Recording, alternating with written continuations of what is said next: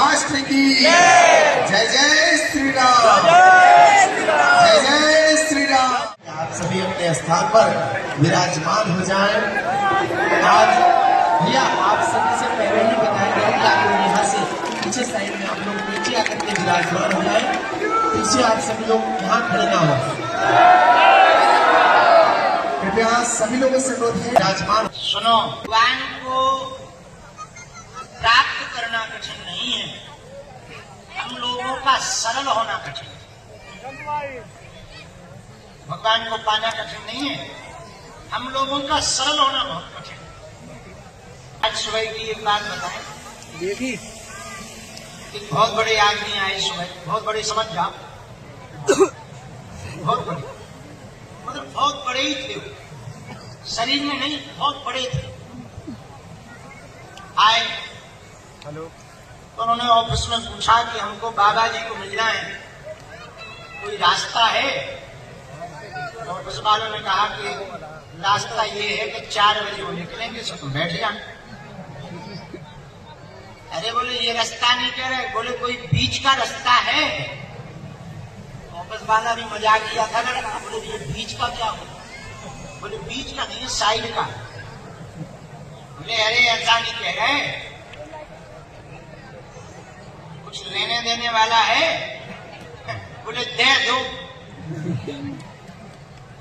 जो सुविधा हो सो दे दो, देने वाला तो है, लेने वाला है भाई। हम ले, उन्होंने कहा हम भीड़ में नहीं बैठ सकते। तो उस ऑफिस वाले ने बड़ा गजब का जवाब दिया, बोले सुना, तुम्हारी रेपुटेशन जेब में डाल दी, और यहाँ भीड़ नहीं आती है, भगत आते हैं। जो आदमी भक्तों के बीच में नहीं बैठ सकता वो कहीं बैठने लायक नहीं है। हम आज विशेष रूप से करना चाहें, धाम पर लुंगी पहनकर बहुत सेवादार, ये बात हम कहेंगे कि नेट पे भी डालेंगे, लुंगी पहनकर कोई भी सेवादार बन जाता और हमारे साथ फोटो खिंचवा लेता, उसे सेवादार ना मान बैठे। जैसे सभी साधु साधु नहीं होते हैं, उसी प्रकार सभी सेवादार भी नहीं होते। आप ये बात हमको कहते हुए बहुत संकोच नहीं लग रहा, पर कह रहे हैं,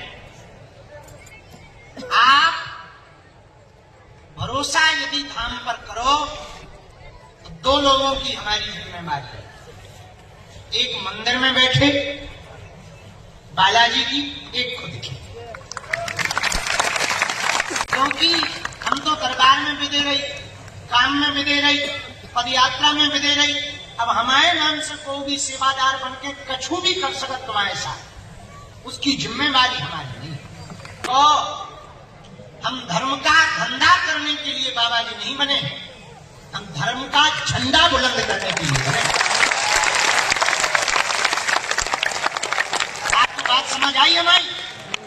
सुनो, ना तो हमें प्लाट बेचना है, ना हमको प्रोटोकॉल बेचना है, ना हमको जो है धर्म बेचना है, ना हमको जो है कोई बड़े आश्रम खड़े करने, जितने बन गए जितनों है, काम चले ना चले तो झोपड़ी में काम चलाएं, पर भैया हमारा धर्म बिजनेस नहीं हो सकता। दूसरी बात,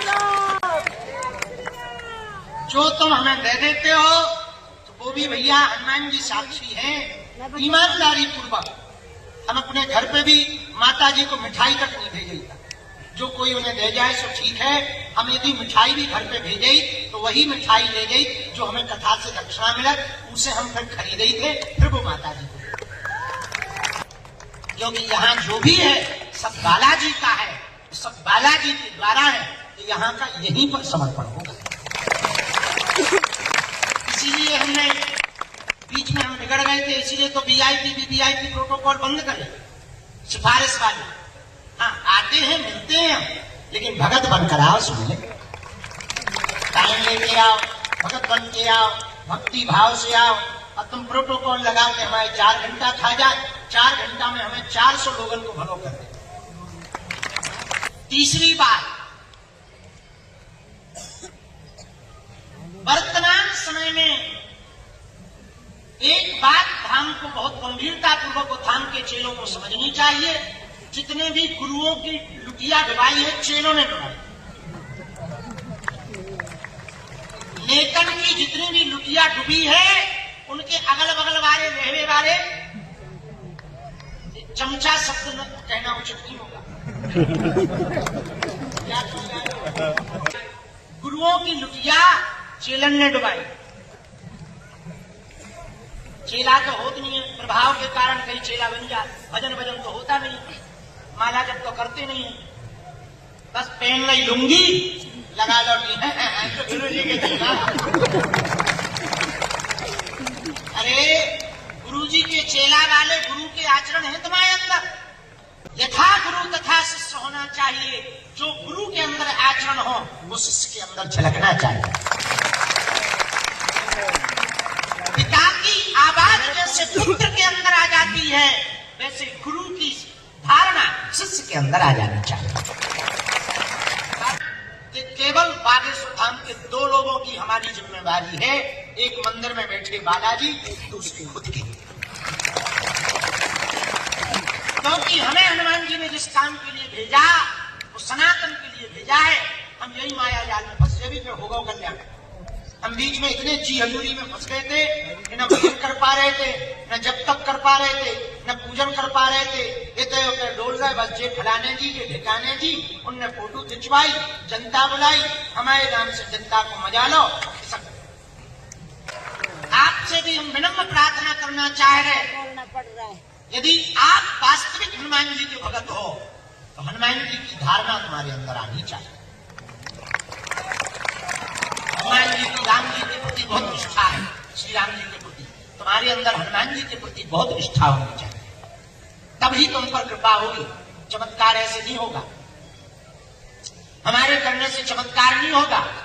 हाँ, वो बात अलग है, हनुमान जी ने हमें प्रसाद दिया है, पर वो प्रसाद चमत्कार दिखाने के लिए हनुमान जी ने सिद्धियां नहीं दी हैं। अपितु धर्म से भटके हुए लोगों को पुनः धर्म पर लाने के लिए हनुमान जी ने हम पर कृपा की। जैसे पर्वत की निष्ठा एकदम दृढ़ रहती है, पर्वत अडिग रहता, बड़े बड़े तूफानों में, बड़ी बड़ी बारिशों में, चाहे जो हो जाए, पर्वत टिका रहता, वैसे ही भक्त की निष्ठा भी भगवान के प्रति वैसी टिकी रहनी चाहिए। कब तक नहीं सुनेंगे बालाजी? 2-4 साल नहीं सुनेंगे, फिर तो सुनेंगे। उनको भी तो दया लगेगी। और फिर हमसे सीखो। हम एक बात कह देते, जब काऊ को काम हमें करवाना हो तो पता है हम क्या कहते? गुरु जी से बालाजी, सुनो, हमारी इज्जत वाली नहीं है बात, तुम्हारी इज्जत अलग ही दाओ। लोगों के काम नहीं होंगे, कौन तुम्हारे दर पे आएगा? आए किसको पड़ी है इतनी फ्री है कोई? क्या आपकी शिक्षा इतनी प्रबल हो गई कि हनुमान जी को कृपा करनी ही पड़े? इसको सन्यासी बाबा को कृपा करनी ही पड़े। हमारे दादाजी को जब बालाजी के दर्शन भये थे, दोनों ने गांव में कहा कि एक दिन ऐसा आएगा कि बागेश्वर धाम पर पूरी दुनिया आएगी। गांव वाले हंसने लगे। 1980 की बात है। गांव वाले बोले, वाह, लाइट आई नहीं है, दुनिया आ जाए। तो बताओ, ये बात तब कही थी, आज देखो चरितार्थ हो गई, सत्य हो गई कि नहीं हो गई? भगवान के यहाँ देर है, अंधेर गफलत से जो डर जाए वो जेर नहीं होता। अपनी ताकत पर जो इतराए वो शेर नहीं होता। दरबार में बालाजी के आकर मायूस ना हो बंदे, यहाँ देर तो होती है पर अंधेर नहीं होता। बिगड़ी बनाई, जाओ, जितने भी लोग आज दरबार में आए हैं तुम्हारी भी बिगड़ी बनेगी। जाओ, तुम पर भी बालाजी कृपा करेंगे। जाओ, तुम्हारी भी पुकार बालाजी सुनेंगे। जाओ, तुम्हारी भी बाह बालाजी पकड़ेंगे।